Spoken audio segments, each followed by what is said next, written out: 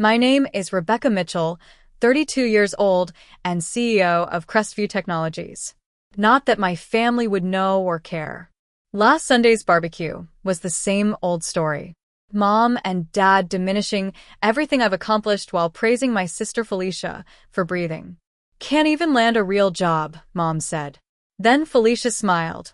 Crestview interview tomorrow. I just smirked. She'll find out I'm the CEO. Let me show you what happens when the people who should believe in you most discover they've been underestimating you all along. So tell me, where are you watching from today? Take a second to hit that like button and subscribe if you've ever been underestimated by family. Trust me, by the end of the story, you'll feel both vindicated and inspired to keep pushing forward despite what others think of you. I wasn't always the confident executive I am today. Growing up in suburban Chicago, I was the awkward girl who preferred building computers to building social connections. From age 12, I knew technology was my calling. I'd spend hours dismantling old computers my dad brought home from office upgrades, figuring out how they worked, and putting them back together. That's not a real hobby for a young lady, my mother would say. Why can't you be more like Felicia and join the cheerleading squad? My father wasn't much better. Computers are just a fad, Rebecca. You need something stable like medicine or law. Despite their discouragement, I persisted. In high school, I developed a simple app that helped students organize their homework assignments.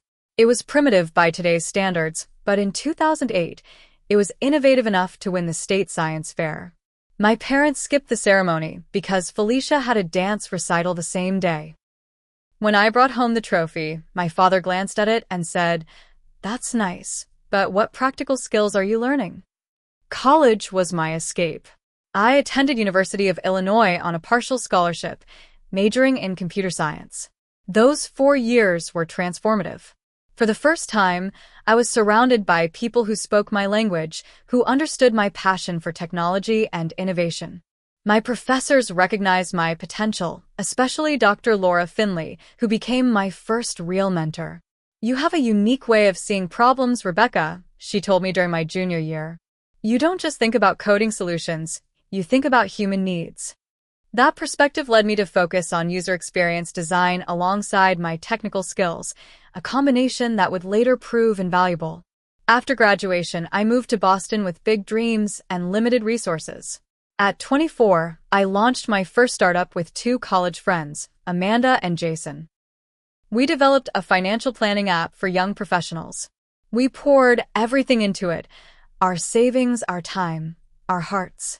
For 6 months, we lived on ramen and coffee, working 18-hour days. It failed spectacularly. Our timing was off, our marketing budget inadequate, and our inexperience glaring. When I called home after we closed down, my father's response was predictable. "Maybe now you'll consider law school like we suggested."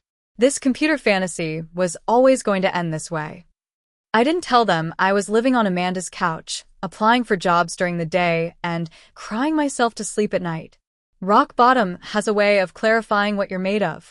I wasn't ready to give up on tech, but I needed stability and mentorship. That's when Thomas Wilson entered my life. He interviewed me for an entry-level programming position at a mid-sized software company called Crestview Technologies. Something about my failed startup impressed him. "Most people your age haven't even tried to build something," he said. "Failure is just expensive education." I started at Crestview as a junior programmer, making barely enough to afford a tiny studio apartment with roommates.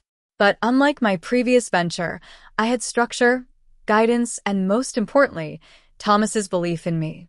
He wasn't just my boss. He became the mentor I desperately needed. Under his wing, I thrived. My combined skills in programming and user experience set me apart. Within 8 months, I was promoted to team lead for a new project developing customer relationship management software for healthcare providers. "You have a gift for translating technical capabilities into human solutions," Thomas told me during my performance review. "That's rare." My parents remained unimpressed. "A promotion already? Must not be a very competitive company," my mother remarked when I shared the news. I stopped sharing my accomplishments after that. The next 3 years brought a series of rapid promotions. From team lead to project manager, then to department director at 28.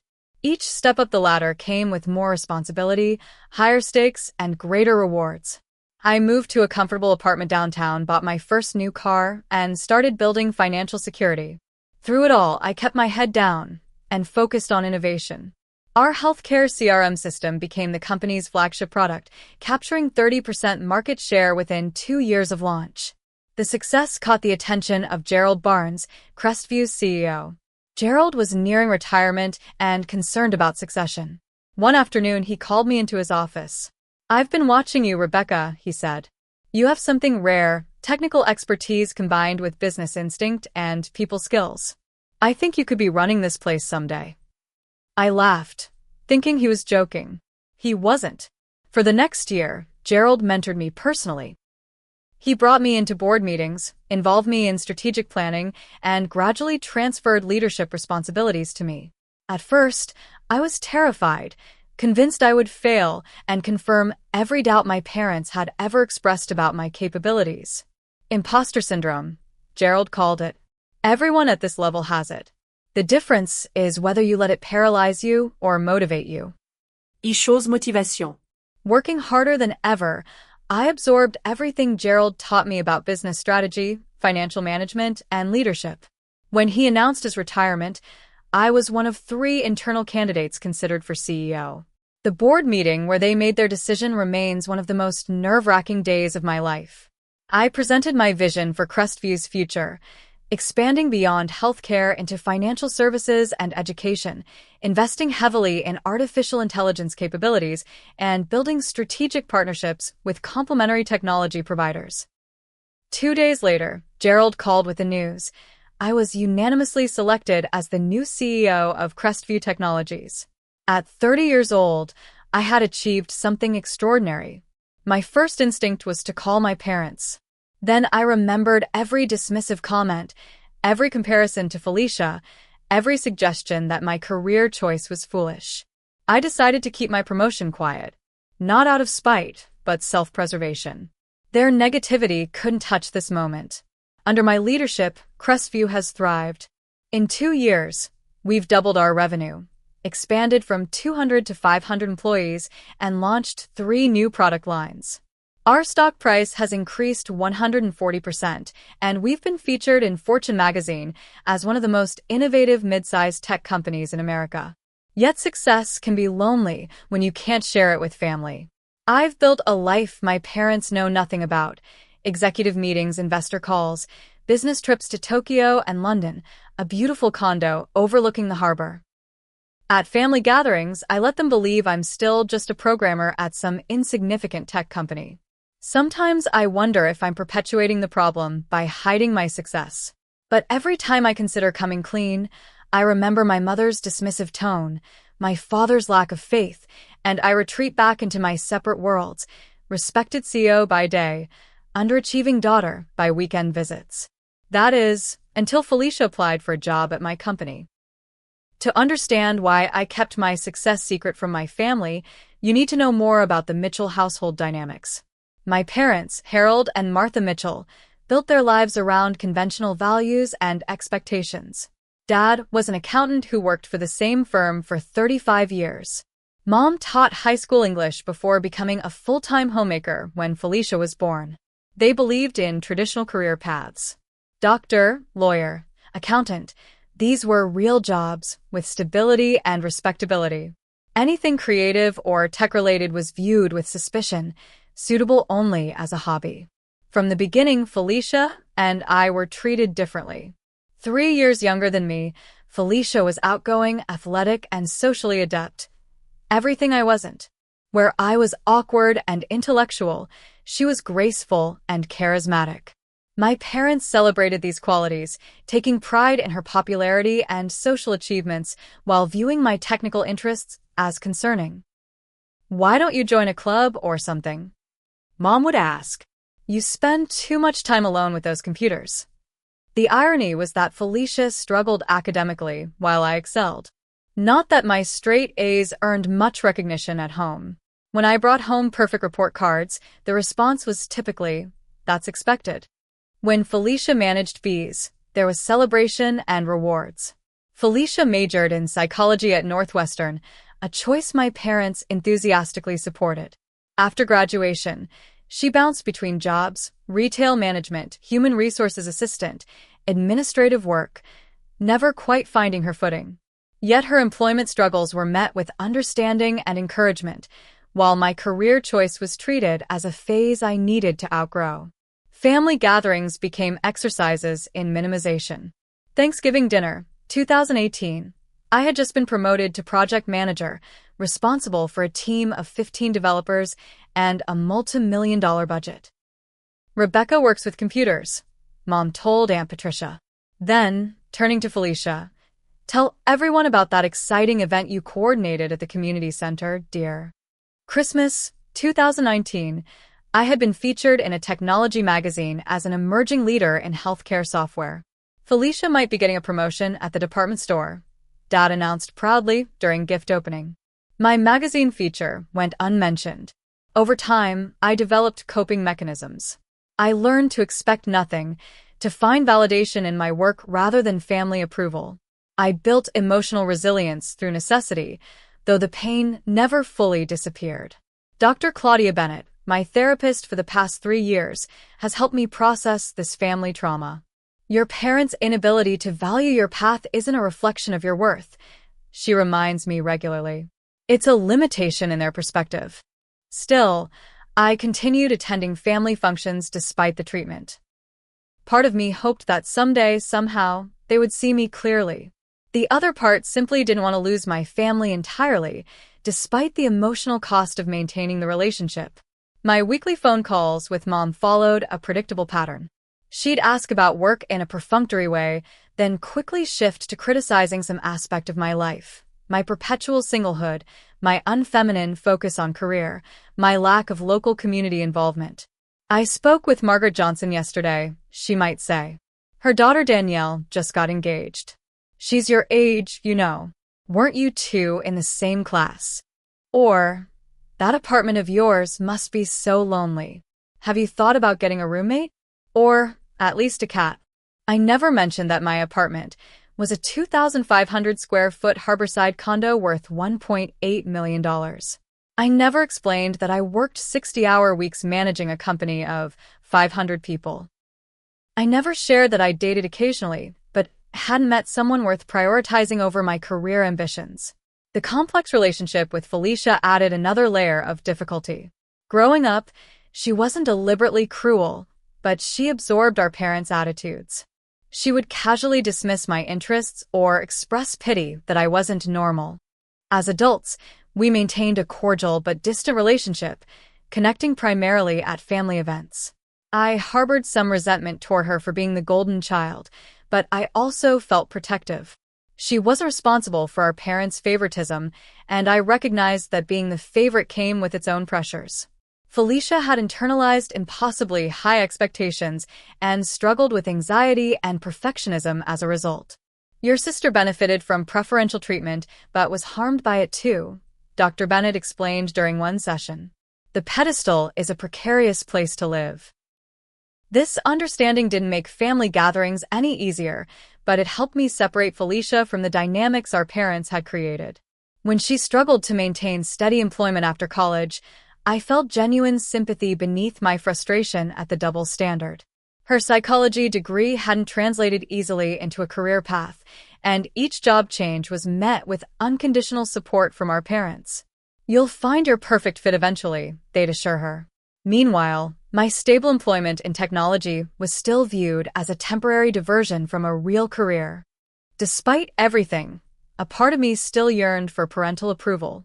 I had mostly accepted that it would never come, but the desire remained buried beneath layers of independence and professional validation.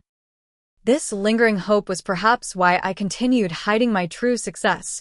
If they couldn't appreciate my career when they thought I was a mid-level programmer, how would they react to knowing I ran the entire company?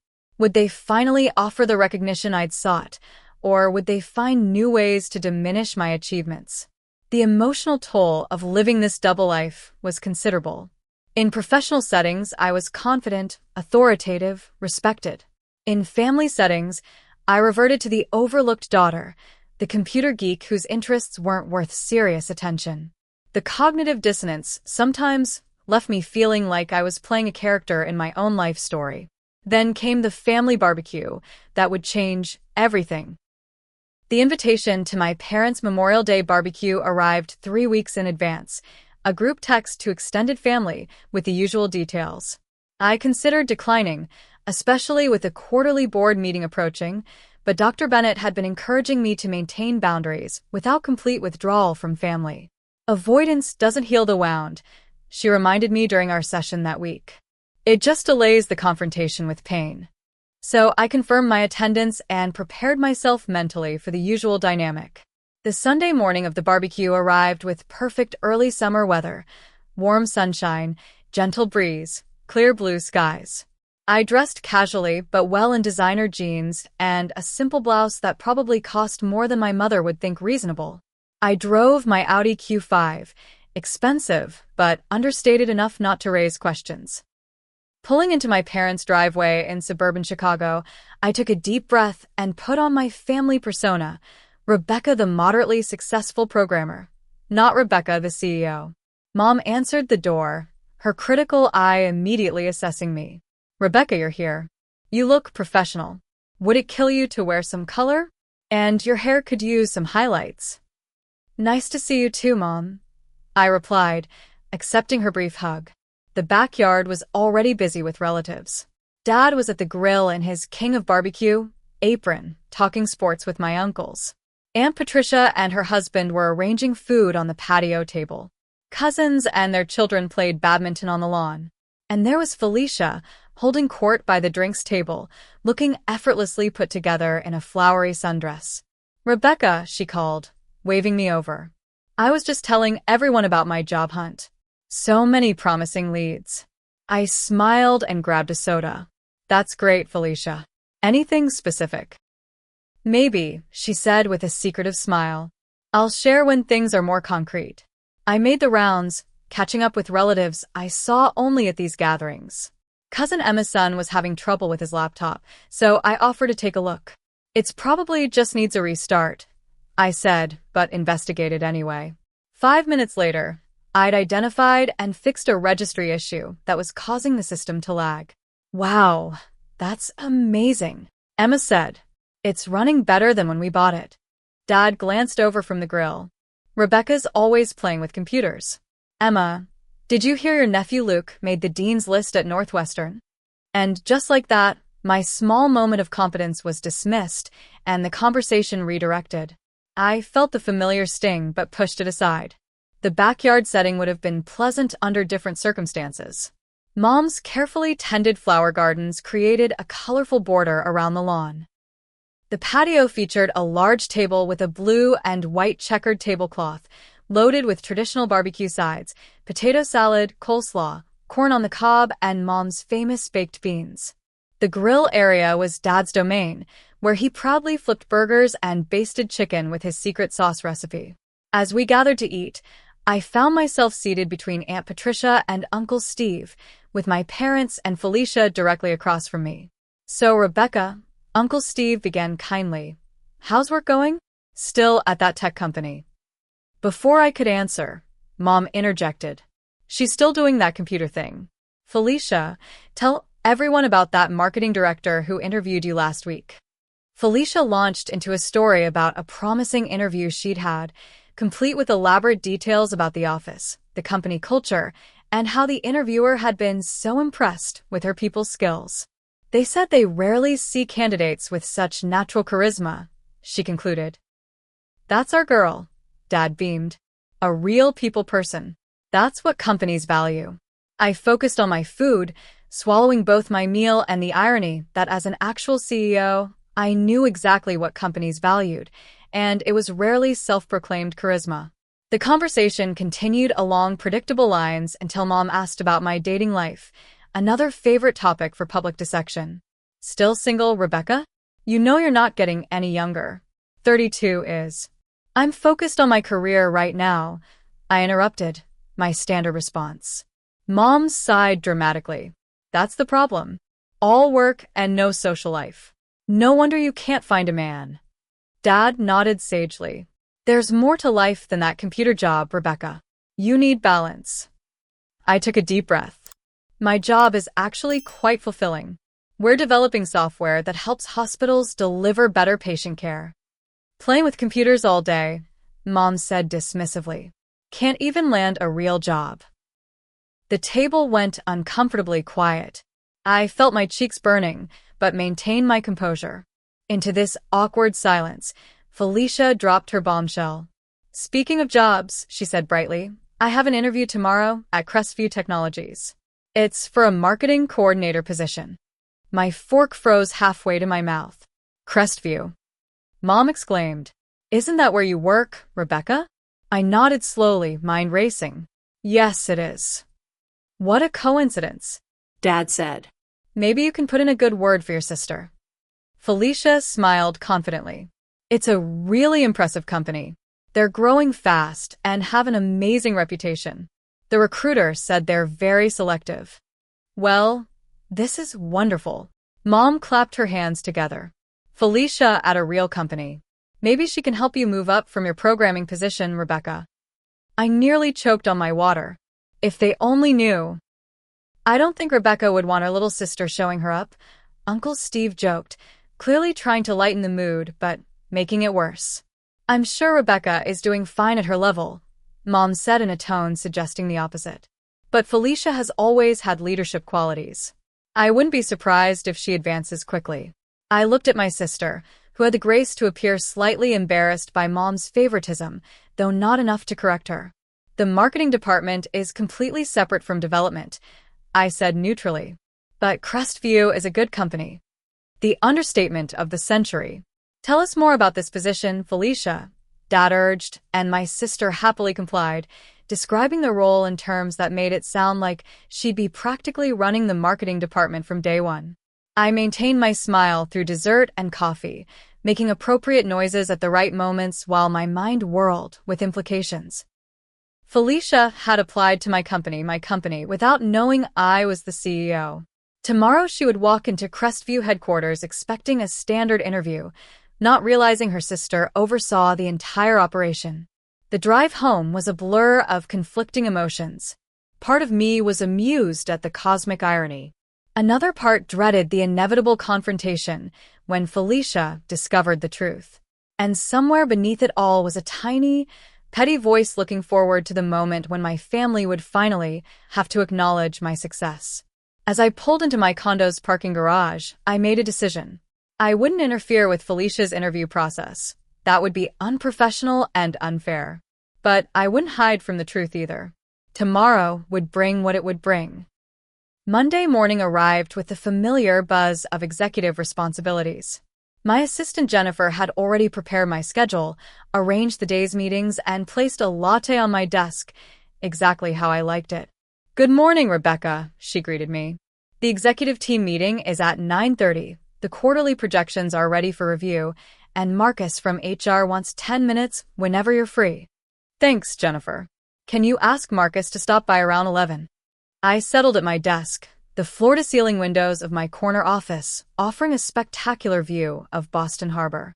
At 10:58, there was a knock at my door, and Marcus Chun, our HR director, entered. In his early 40s with a calm demeanor that made him perfect for his role, Marcus had been with Crestview since before my time. You wanted to see me? He asked, settling into a chair. Yes. There's a candidate interviewing today for the marketing coordinator position. Felicia Mitchell. Marcus nodded. I believe she's scheduled for 2 p.m. Is there a problem? I took a deep breath. She's my sister.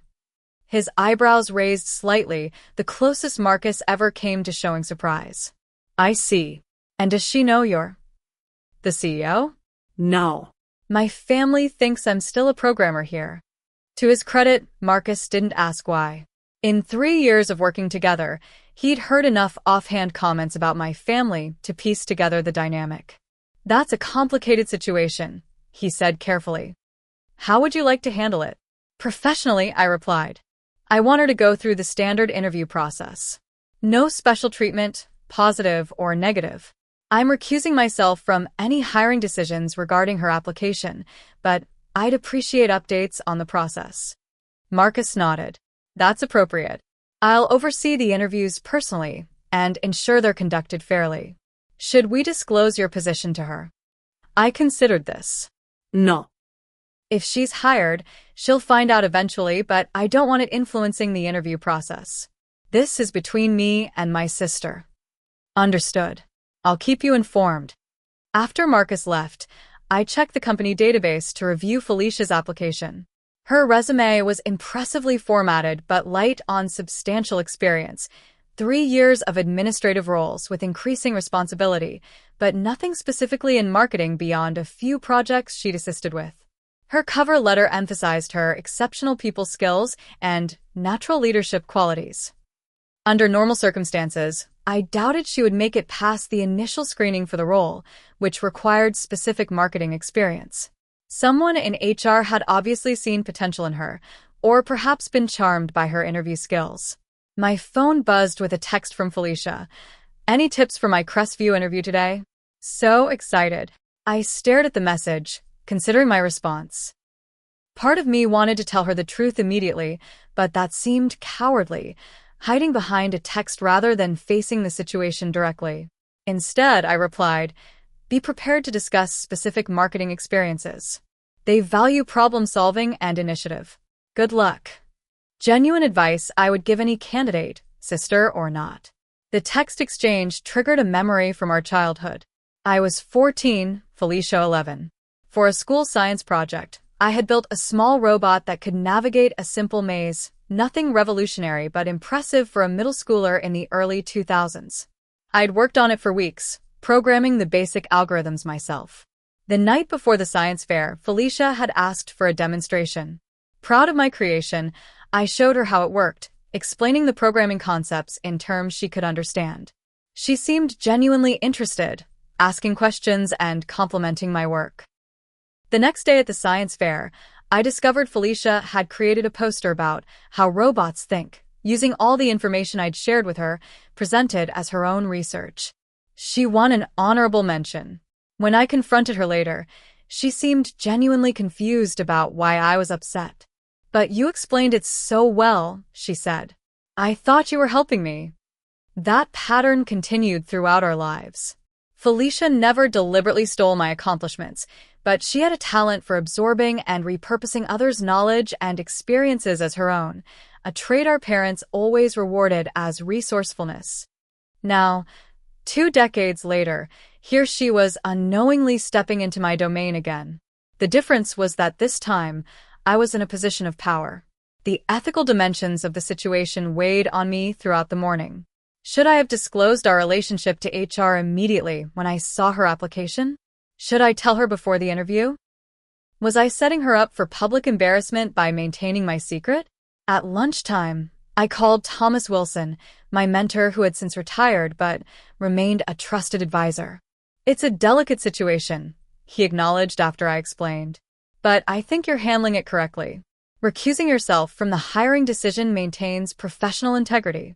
As for the personal aspect, that's between you and your sister. What if she's qualified for the position? I asked. Won't people assume nepotism if she's hired? If she's genuinely the best candidate, hire her. If not, don't. Either way, be transparent about your relationship once the decision is made. People respect leaders who maintain clear, ethical boundaries. After our call, I felt more confident in my approach. I instructed Jennifer to clear my schedule during Felicia's interview time, not to avoid her, but to remove any temptation to interfere or observe the process. That night, I barely slept. My mind kept cycling through potential scenarios, Felicia seeing my name on the CEO's door, her reaction when she realized I'd kept such a significant part of my life secret, how my parents would respond to the news. By morning, I was exhausted but resolved. Standing before my bathroom mirror, I gave myself a pep talk that would have made Dr. Bennett proud. This is about maintaining professional integrity while allowing personal truth to emerge. You've earned your position through hard work and talent. You have nothing to hide and nothing to apologize for. Whatever happens today is one step toward authenticity in all aspects of your life.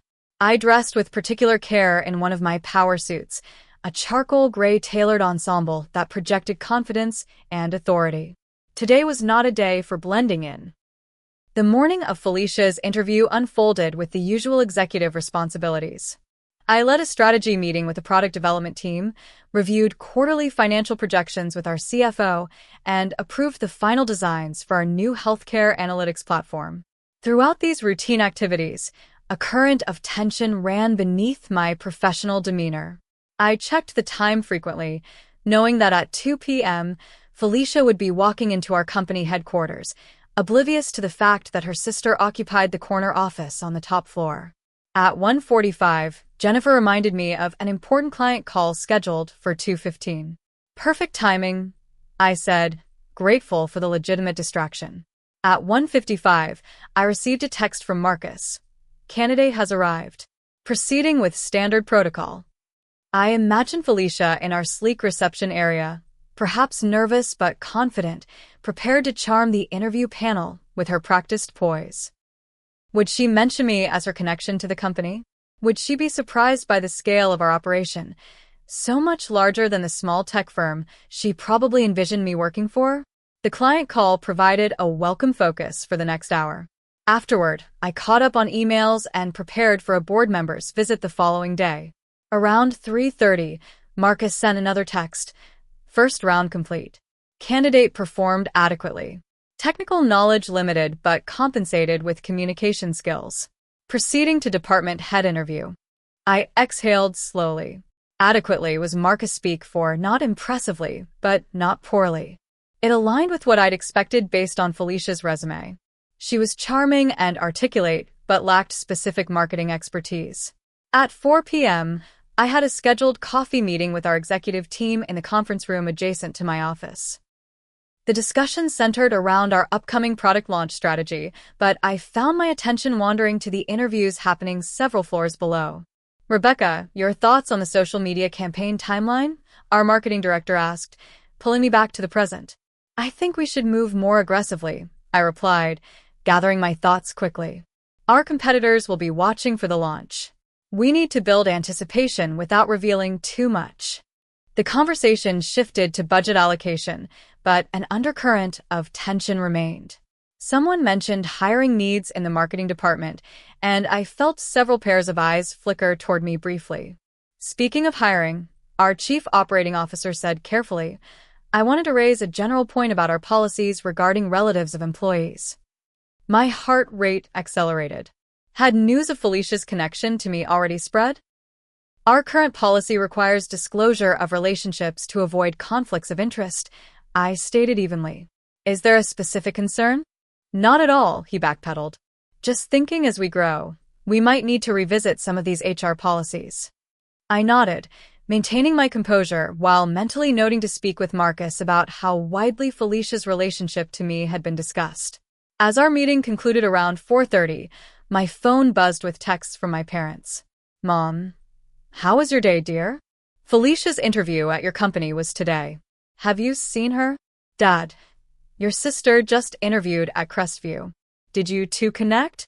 She said the office is much bigger than she expected. I set the phone aside without responding.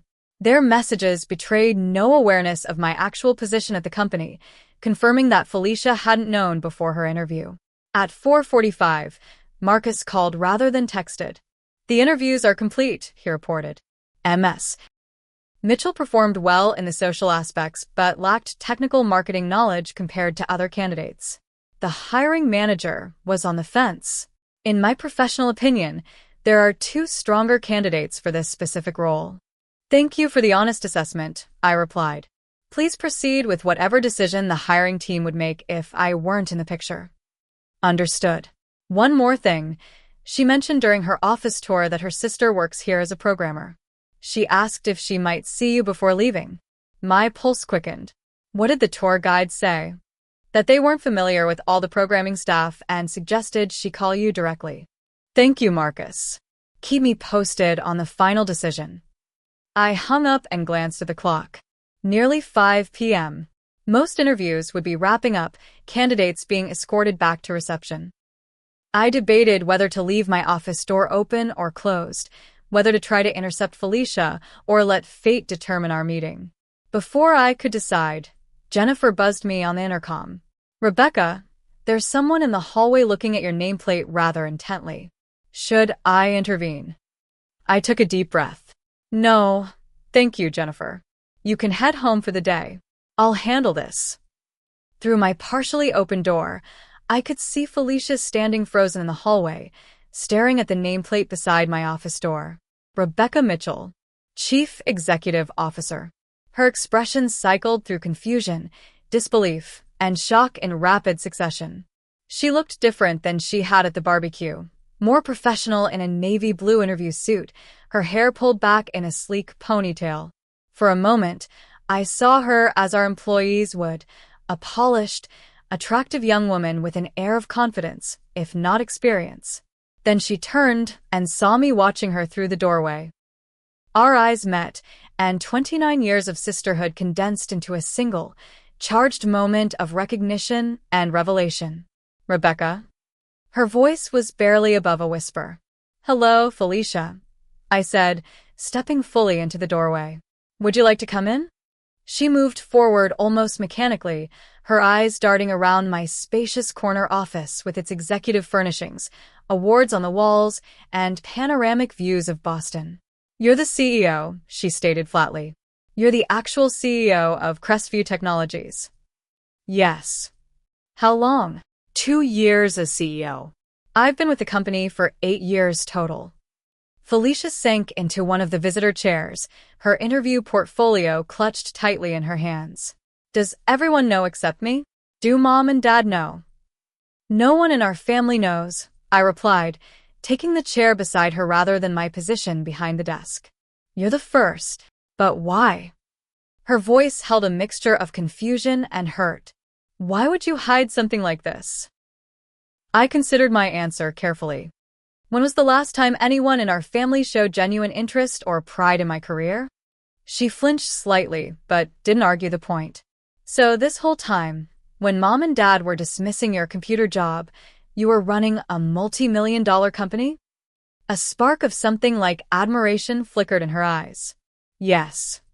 And today, when I came in here thinking I might get an entry-level marketing job, not knowing my sister is the CEO?" She trailed off, implications sinking in. "Wait, did you arrange my interview as some kind of test?" "No," I said firmly. "Your application went through normal channels. I only learned about it after you mentioned it at the barbecue. I recused myself from the hiring process entirely." "So, did I get the job?" A hint of her usual confidence resurfaced. "That decision hasn't been made yet. And when it is, it will be based solely on your qualifications compared to other candidates." Felicia was quiet for a moment, absorbing this information. "This is a lot to process, Rebecca. I mean, this office, your position, it's incredible. But I don't understand why you'd keep it secret, especially from me." "It's complicated," I admitted. "Part of it was self-protection. Every time I shared an achievement with our family, it was minimized or dismissed. Eventually, I stopped trying. And once I was in a leadership position, it seemed easier to maintain the separation between my professional and family lives." "What happens now?" she asked. "Are you going to tell Mom and Dad?" I leaned back in my chair, considering.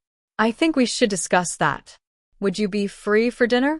This conversation deserves more time than the end of a workday. Felicia nodded, still looking slightly dazed. "Yeah, dinner would be good. I have so many questions." "I'm sure you do. Let me finish up here, and we can meet at Riverside Bistro at 7 o'clock. It's quiet enough for a private conversation." As she stood to leave, Felicia paused. "Just to be clear, this doesn't affect my job application, right? Because I really do need this position. The hiring decision will be made on merit alone," I assured her. "But Felicia, regardless of what happens with this particular role, there are other positions at Crestview that might better match your skills. We can discuss that tonight, too." She nodded and turned to go, then stopped at the door. "One more thing. All those times Mom said, I should help you move up in your career. God, that must have been infuriating." For the first time that day, I allowed myself a genuine smile. "You have no idea."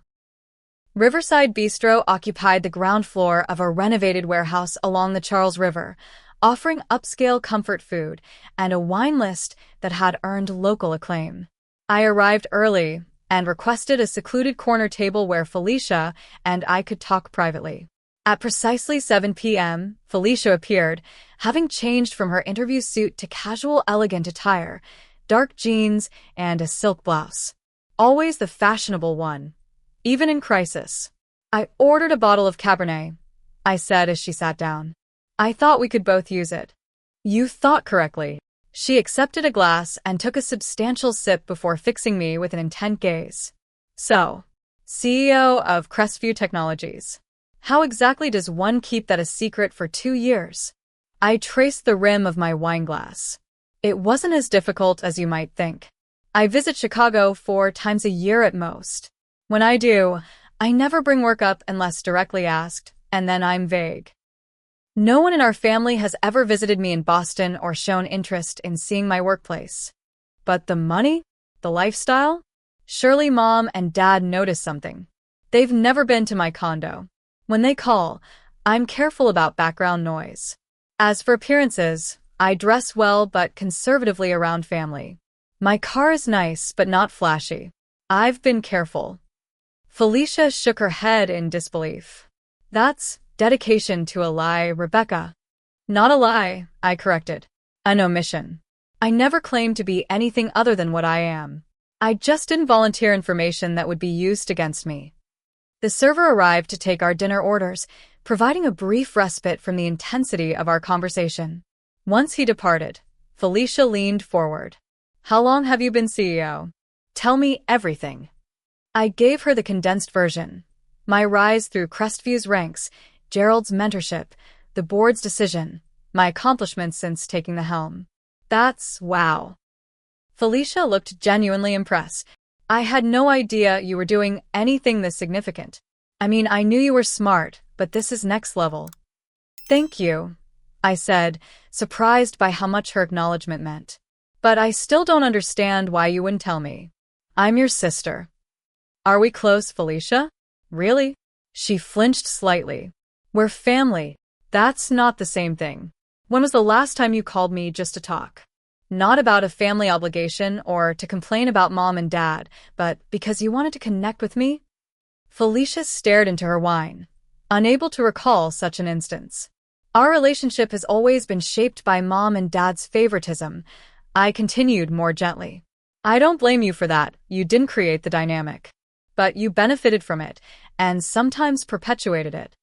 "That's not fair," she protested, but without much conviction. "Isn't it?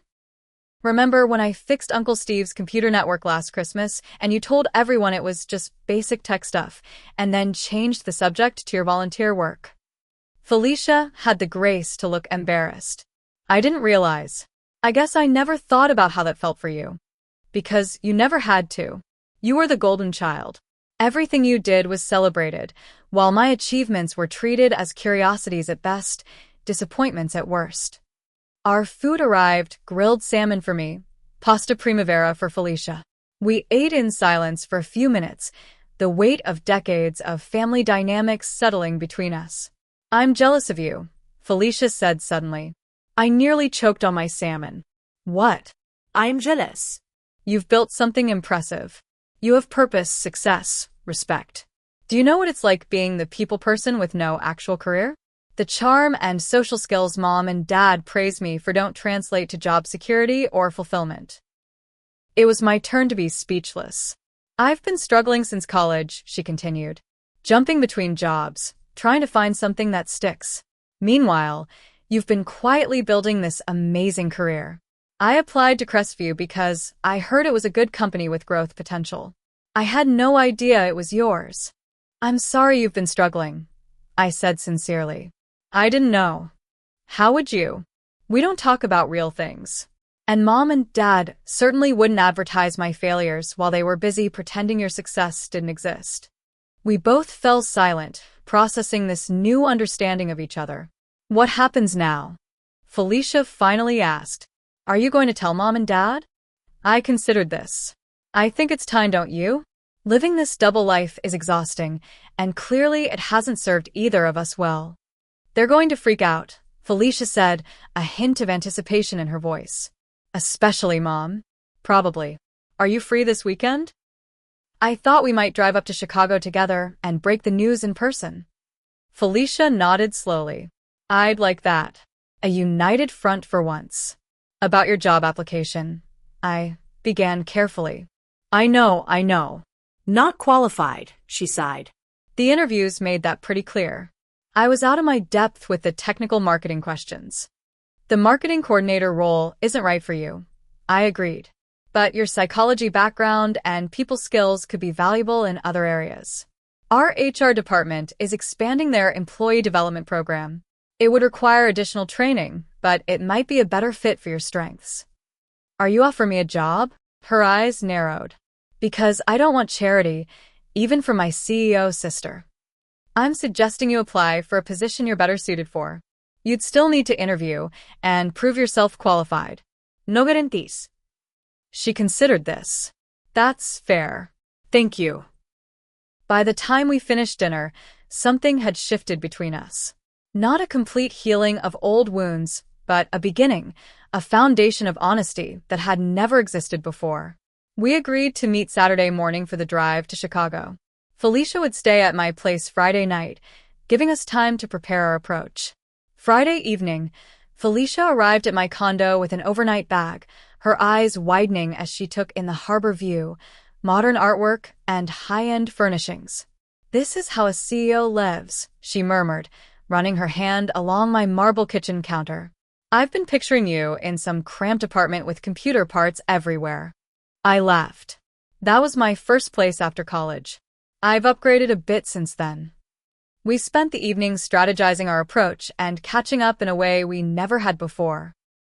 Without our parents' influence shaping the interaction, we discovered common ground, a shared dark humor, similar taste in music, mutual frustration with our family's rigid expectations. The drive to Chicago the next day was surprisingly comfortable.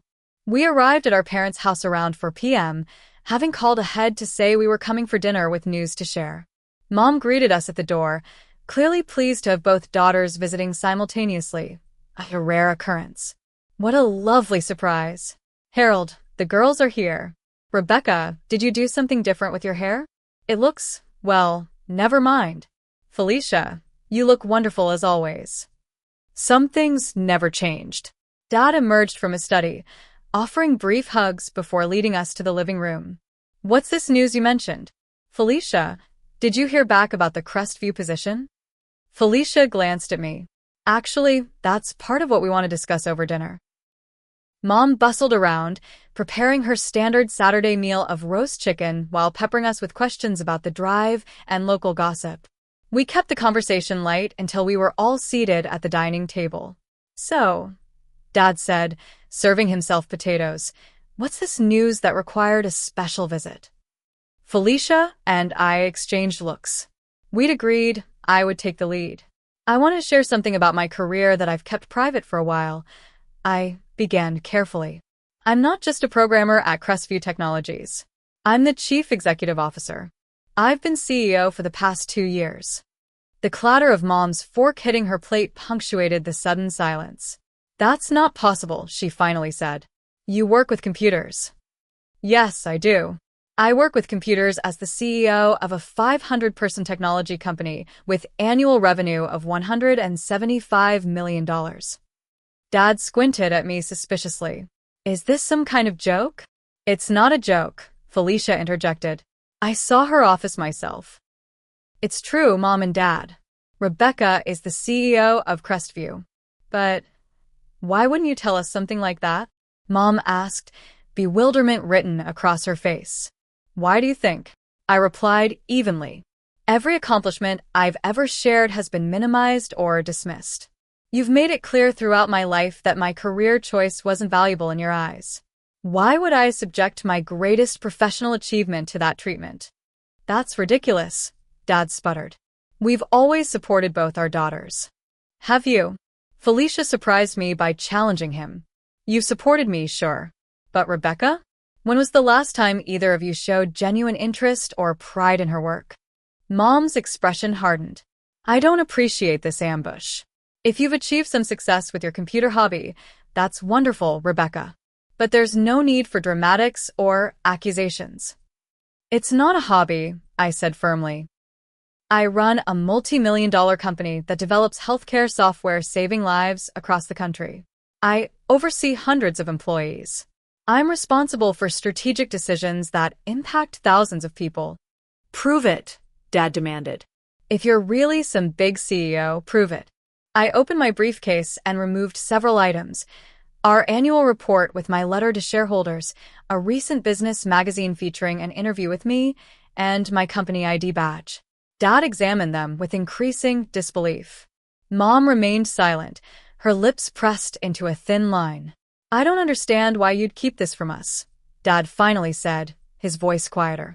We're your parents. Because of how you're reacting right now, I replied, with suspicion and defensiveness instead of pride or joy. Well, what do you expect when you spring something like this on us? Mom snapped.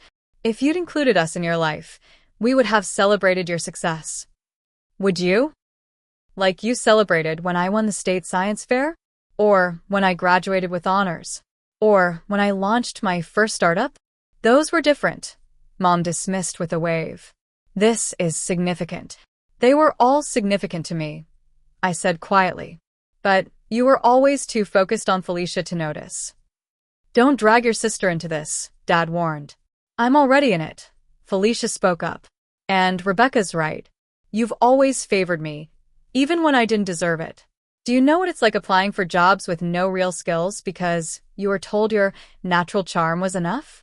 Meanwhile, Rebecca was building something extraordinary that you couldn't be bothered to acknowledge. Mom's face flushed with anger. So now you're both attacking us? After everything we've done for you? We're not attacking you, I said, struggling to maintain my composure. We're asking you to see us, both of us, as we really are, not as you've decided we should be. I suppose you think your fancy title makes you better than your family now, Mom said bitterly. No. I think I've always been exactly who I am, someone who loves technology and using it to solve problems. Someone who has worked incredibly hard to build a successful career despite consistent discouragement from the people who should have been my biggest supporters. I stood up, suddenly exhausted by the conversation. I didn't come here for retroactive approval or to make you feel bad. I came because living a divided life isn't healthy for any of us. I want a relationship with my family based on truth, not comfortable fictions. Rebecca's right, Felicia said, standing beside me. And I'm tired of being the golden child with nothing gold to show for it. We both deserve better than the roles you've assigned us. We left shortly after. The dinner barely touched, our parents still processing their shattered perceptions. As we pulled away from the house, Felicia reached over and squeezed my hand. That went about as well as we expected, she said with a wry smile. Phase 1 complete, I agreed. Now we see what happens next. The fallout from our revelation was swift and predictable. Mom sent a flurry of defensive text messages, suggesting we had deliberately humiliated them. Dad maintained radio silence for 3 days before sending a terse email asking for time to process. Felicia and I returned to Boston, both emotionally drained but strangely liberated. The truth was out for better or worse. What happens now? Felicia asked as I dropped her at her apartment. We give them space to adjust and we focus on moving forward, I replied. Speaking of which, HR will call you tomorrow about the employee development specialist position. It's entry-level with training provided, but it's a solid career path if you're interested. She nodded thoughtfully. I am. And Rebecca, thank you. Not just for the job opportunity, but for being honest with me. I needed that wake-up call. The following weeks brought significant changes. After a thorough interview process, Felicia was hired into our HR department, her psychology background and genuine people skills making her well-suited for the role. To avoid any appearance of favoritism, she reported to Marcus rather than directly to me, and we established clear professional boundaries. Her first day, I watched from my office window as she entered the building, looking both nervous and determined. It was a strange feeling, pride mixed with protectiveness, seeing my sister join the company I'd built. "She'll find her own way," Jennifer observed, noticing my vigilance. "I know she will," I agreed. "She's more capable than our parents let her believe." 2 weeks after our confrontational dinner, Mom appeared unannounced in our company reception area. Jennifer alerted me immediately. "Your mother is downstairs asking to see you." Security called up. Should I have them send her away? I considered this briefly. No. Send her up. Minutes later, Mom stood awkwardly in my office doorway, taking in the executive surroundings with wide eyes. She looked smaller somehow, less imposing than she had my entire life. "This is quite impressive," she said finally. "Thank you. Would you like to sit down?" She perched on the edge of a visitor chair, clutching her purse tightly. "I came to see for myself. Your father thinks you might have exaggerated your position." Rather than arguing, I simply pressed the intercom. "Jennifer, would you mind giving my mother a brief tour of the executive floor? Then perhaps you could show her the development department where I started." The tour lasted nearly an hour. When they returned, Mom's expression had shifted from skepticism to something approaching awe. "Everyone seems to respect you greatly," she said quietly. "The way they talk about your leadership." "I've worked hard to earn that respect," I replied. "I can see that now." She hesitated. "Rebecca, I don't understand why you felt you couldn't share this with us." It was an opening, however small. "Would you like to get lunch? We can talk more openly there." Over salads at a nearby cafe, I explained as gently as I could how their dismissal of my interests and achievements had pushed me to create separate worlds. "I never intended to hurt you," I concluded. "I was protecting myself from having something I'm deeply proud of diminished or dismissed." "I never realized we made you feel that way," she said, though her tone suggested she still wasn't fully accepting responsibility. "I know you didn't. That's part of the problem." She was quiet for a long moment. "Your father and I, we had certain ideas about success. Certain paths we thought would bring security and happiness. We pushed those expectations onto you girls. And when I chose a different path, we worried," she admitted. "Computers seemed so uncertain back then. We wanted better for you." It wasn't a full apology, but it was a beginning, an acknowledgement that their perspective had been limited. "And now?" I asked. "Now that you've seen what that uncertain path led to?" She managed a small smile. "Now I think perhaps we were wrong. But it's difficult to admit that, Rebecca. It means acknowledging we failed you in important ways." "I don't need you to say you failed," I told her. "I just need you to see me, really see me, as I am now." Dad proved more resistant to change. When I visited Chicago the following month, he maintained a defensive posture, arguing that their parenting had clearly worked out since I was successful. "That's not how it works, Dad," I explained during a tense conversation in his study. "I succeeded despite the discouragement, not because of it. Do you know how much harder everything was because I didn't believe in myself? Because I'd internalized your doubt." "We gave you food, shelter, education," he countered. "Not every parent has to cheerlead every little interest." Dr. Bennett had suggested family therapy during one of our sessions, and now I proposed it to my parents. To my surprise, Mom agreed, though Dad initially refused. "We don't need some stranger telling us how to be a family," he insisted. "Think of it as a neutral space to rebuild communication," I suggested. "No blame, just moving forward." Eventually, he relented, and we scheduled a session with Dr. Bennett during my next Chicago visit. Those first few sessions were awkward and sometimes painful. Old patterns emerged quickly: Mom's passive-aggressive comments, Dad's dismissiveness, my defensive reactions. But gradually, incrementally, something shifted. Dr. Bennett helped us identify toxic communication patterns and establish healthier alternatives. She guided my parents to recognize how their differential treatment had affected both Felicia and me in detrimental ways. "The roles you assigned your daughters limited them both," she explained during our third session. "Rebecca felt her achievements were never enough, while Felicia felt valued only for her personality, not her capabilities." Meanwhile, back in Boston, Felicia was thriving in her new role. Her natural empathy and psychological training made her effective at helping employees navigate workplace challenges. She enrolled in evening classes to earn certification in HR management, showing a dedication I'd never seen from her before. "I feel like I'm finally building something real," she told me during one of our regular sister dinners, now a monthly tradition. "Not just coasting on charm." "You always had the capability," I assured her. "You just needed the right opportunity to discover it." 6 months after our revelation, Crestview achieved a significant milestone: FDA approval for our newest healthcare platform, technology that would help hospitals reduce medication errors by over 60%. We held a company celebration, and, to my surprise, my parents accepted the invitation to attend. Watching them interact with my colleagues, seeing them witness the respect I commanded and the impact of my work, I felt a complex mix of emotions: vindication, yes, but also hope that perhaps we were finally moving toward mutual understanding. During the reception, Dad approached me somewhat awkwardly. The presentation about the medication system was impressive. All those lives that will be saved because of software you helped create. It wasn't effusive praise, but coming from him, it was monumental. "Thank you, Dad," I said simply. "Your mother and I were wrong about some things," he continued, clearly struggling with the admission. "We should have supported your interests more." "Yes, you should have," I agreed. "But we can't change the past. We can only decide what our relationship looks like going forward." The healing process wasn't linear or complete. There were still tense moments, misunderstandings, and occasional relapses into old patterns. But the foundation had shifted from denial to acknowledgement, from rigid expectations to cautious acceptance.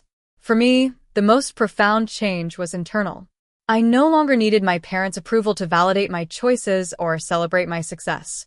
That freedom, to define my worth independent of their assessment, was perhaps the greatest achievement of all. During a family gathering the following Thanksgiving, I observed the subtle but meaningful differences in our dynamic. Mom asked genuinely interested questions about my recent business trip to Japan.